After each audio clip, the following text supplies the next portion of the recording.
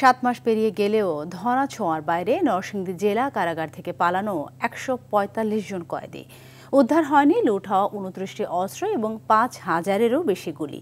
লুট হওয়া এসব অস্ত্র দিয়ে জেলা জুড়ে ঘটছে নানা অপরাধ।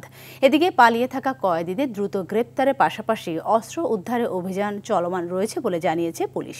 নরসিংদী থেকে মোর্শেদ শাহরিয়ারের প্রতিবেদন, জানাচ্ছেন সৈয়দা সামিয়া তামান্না।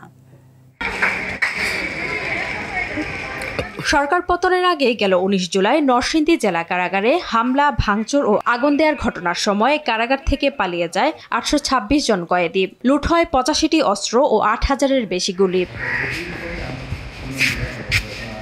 ঘটনার পর আত্মসমর্পণ ও গ্রেফতারের মাধ্যমে কারাগারে ফেরানো হয় 646 কয়েদি ও উদ্ধার করা হয় 56টি অস্ত্রসহ প্রায় 3,000 রাউন্ড গুলি। তবে এখনও হদিস মেলেনি পলাতক 145 জন কয়েদি ও লুট হওয়া 29টি অস্ত্রসহ 5,000 রাউন্ড গুলির। উদ্ধার না হওয়া এসব অস্ত্রের মাধ্যমে জেলায় সংঘটিত হচ্ছে নানা অপরাধমূলক কর্মকাণ্ড, যা জনমনে আতঙ্ক সৃষ্টি করে রেখেছে। অস্ত্রগুলা বাড়া হচ্ছে, বাড়ার মাধ্যমে বিভিন্ন অকারেন্স হচ্ছে, বিভিন্ন জায়গায় অস্ত্র হাত বদল করছে, এগুলি বিভিন্ন জায়গায় মার্ডার ফার্ডার যা কিছু হইতেছে, সিরিয়াল কিলিং এগুলো হইতেছে, অবশ্যই অস্ত্রের কারণে হচ্ছে। সন্দেহবাসী এখনো আতঙ্ক আছে। নরসিংদী জেলখানা থেকে যে অস্ত্রগুলো লুট হয়েছে, এই অস্ত্রগুলো যদি উদ্ধার না হয় জনমনে স্বস্তি আসবে না। লুণ্ঠিত অস্ত্রের মাধ্যমে যেসব অপরাধ সংঘটিত হচ্ছে তা সামাজিকভাবে কিশোর ও যুবকদের মনে নেতিবাচক প্রভাব ফেলবে বলছেন এই অধ্যাপক। স্বাভাবিকভাবে এটা সামাজিক অস্থিরতা তৈরি করবে এবং সামনের যে ইভেন্ট নির্বাচন, আমাদের যে কাঙ্ক্ষিত একটা নির্বাচন গণতান্ত্রিক ধারায় উত্তরণের, সেই জায়গায় কিন্তু দেখা গেল যে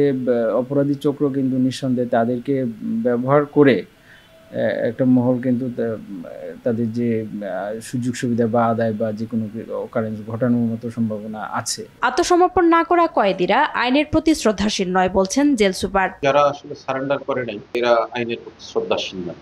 সেক্ষেত্রে এদের দ্রুত জানিয়ে আমরা তালিকাটা বের করার কাজ করছি। জেলা প্রশাসন, আমাদের জেলা দায়রা মহোদয় এটা নিয়ে তৎপর আছে।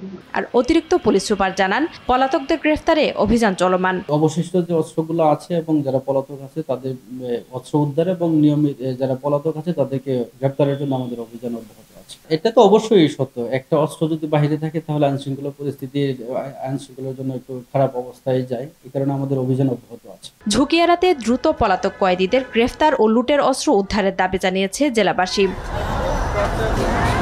সৈয়দা সামিয়া তামান্না, RTV।